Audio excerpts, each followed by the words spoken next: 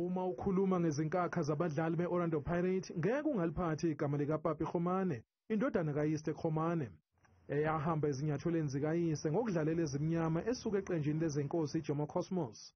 Wafika kwezimnyama waba yiphini likakapteni uJohnny Mweti ongasekho, benodumisa Ngobe. uKhomane wayengumuntu owayezimisela enkundleni futhi ezithobile kakhulu.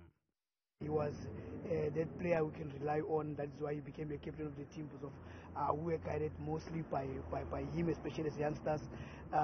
Me negotiating my contract, I learned a lot from Papi. So I had a close tie in terms of our relationship and our family. So a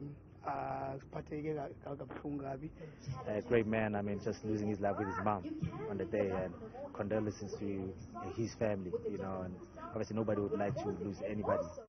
Umfowabo omncane uthi kuyazwela kakhulu kubo njengomndeni balahlekelwe izinsika zekhaya. We lost family members, yes, but we lost pillars in the family. You know, people that we could rely on so many things. And now there are no more. It's devastating. Uphinde wadalula ukuthi inkonzo yesikhumbuzo kaPapi nomama wakhe kanye nomalume wakhe izoba kusasa. This Thursday we'll be having a memorial service at Grace Bible Church. Ila Zone 1 is not far away from iKaizer.